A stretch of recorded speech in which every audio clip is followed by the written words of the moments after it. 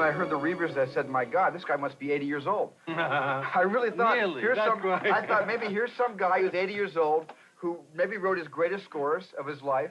And I wanted to find out who this guy was, and I met this young man named John Williams. I was amazed. John Williams did not start as a classical composer. He started as a jazz pianist. John Williams played piano on West Side Story. And he played piano on The Apartment. Born and bred in the Fox system. Him and Jerry Goldsmith, that's where they learned. Nobody knew that the whole field would change.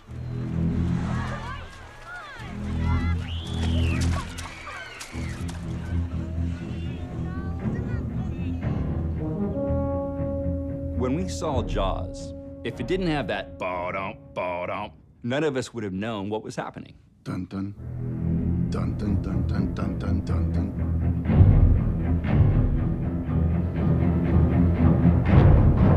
It was pretty brilliant. And it was almost like a crazy experiment. He was an engine. Ba-dum, ba-dum, accelerate, ba-dum, ba-dum, ba-dum, ba-dum. Like a train moving forward. This is an eating machine. He is as simple as I move forward to kill. That shark didn't need more. He needed 2 notes. The first day with Steven said, what are you going to play for Jaws? I went... He said, you're kidding. I said, you're crazy. It's a serious movie. I thought he was going to say, oh, no, I'm only kidding. And he was about to play this very poetic pastoral symphony. And John said, no, no, no. You made a very primal movie.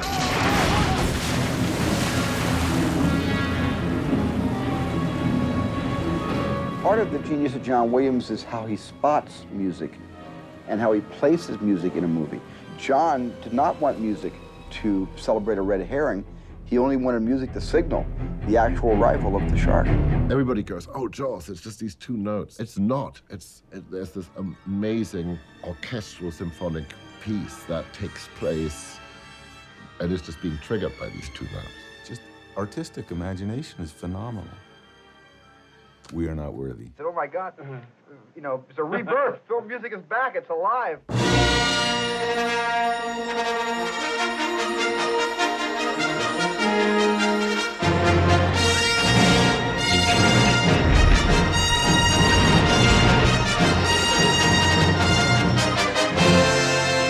Star Wars made such an incredible splash when it came out.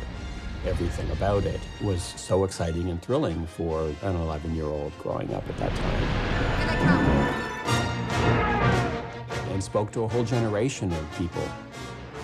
I was, I think, 12 when that thing came out, so it had a massive impact on my youth. We had the theme for Star Wars like locked in our head as a kid. As soon as we walked out of that theater,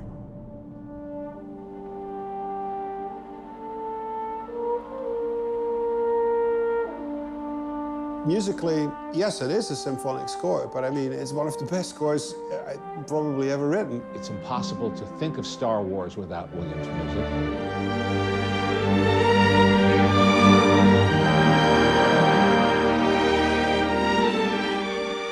The score he did helped the audience rediscover the classical orchestral film score.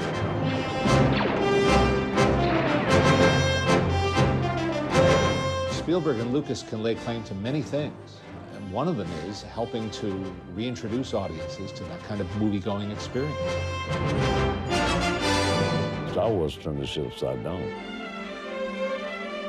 It was John Williams that made me, first of all, realize that film music can be of a quality and distinction that is as great as any of the classical composers I grew up with. There's the traditional idea of good and bad and how they were exemplified in music. I like to always go to Star Wars because, you know, there's those beautiful themes, John's main theme, and then there is the love theme.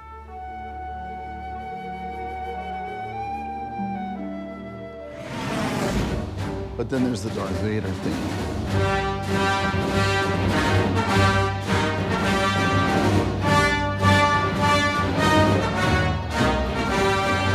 Dun, dun, it's so martial and so broad that you go, oh boy, there's something not good here.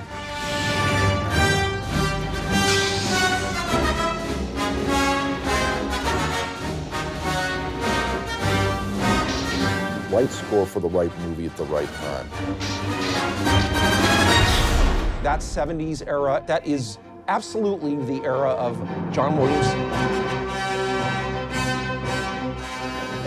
Without his music, Superman's powers are greatly diminished. Believe me, if you try to fly without that theme, you go nowhere. 1 step, 2 steps, and down. Everyone knows the Superman theme, but the Krypton theme that comes right before it, that overture, it's mysterious, it's almost like avant-garde.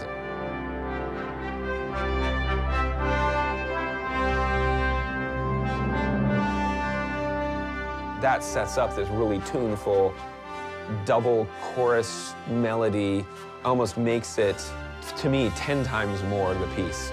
So it's his way of surrounding pieces with other pieces.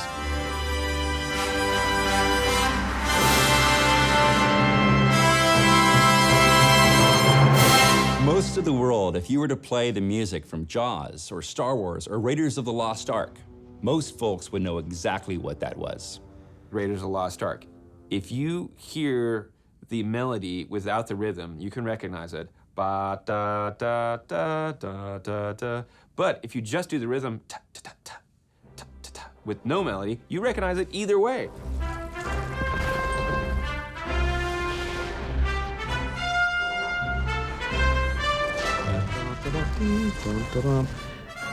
A very simple little sequence of notes, but I spend more time on those little bits of musical grammar to get them just right so that they seem inevitable. There's a hooky, tuneful, well-orchestrated theme, but I think that's only half of it. There's always the bravura part of the John Williams composition, you know, the first 8, 16, 32 bars, you know, the great Raiders of the Lost Ark theme. And then comes the B part.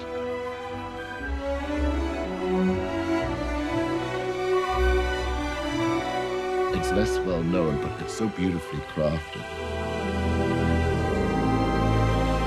And I always think that's the part he writes for himself. I think he's as brilliant as people feel he is, and as popular as his music is, he's even better than that.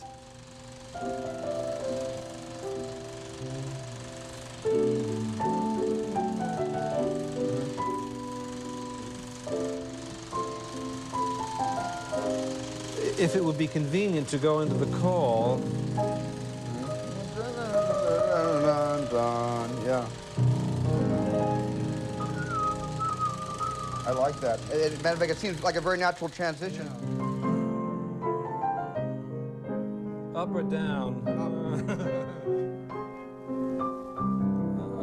Maybe once down. We could go down once and then go up. What a score needs to do has changed because of how filmmaking has changed. Let's take John Williams, let's take the end of E.T.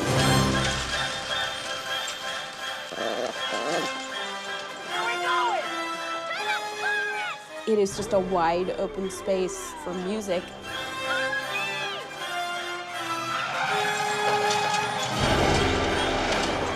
When was the last time that somebody left a space that open and said, I want this to be a music moment where you just bring that tune home?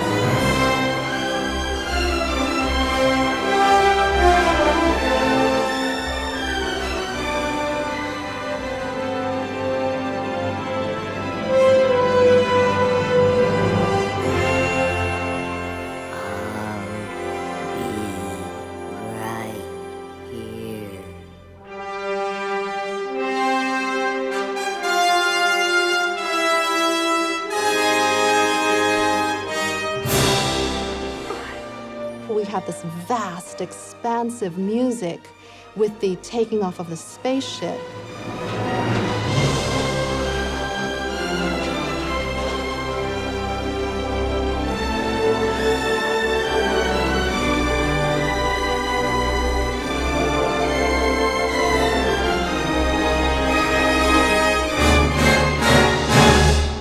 John Williams, Steven Spielberg decide that we're going to go from big music to reminding us who's going into that spaceship. We could look at what is happening in the story as being very sad. These are farewells.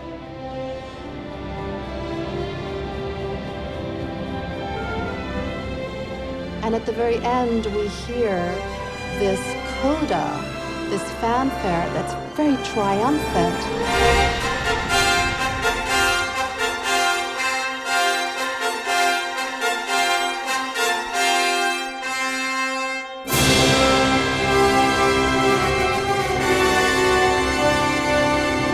That is saying that we're looking at this from Elliot's viewpoint, that it's not a loss, but it's almost like saying, mission accomplished. We got E.T. home.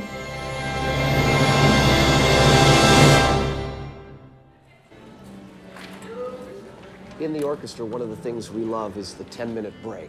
But on 10s, when you have been inspired by the music, there's an electricity.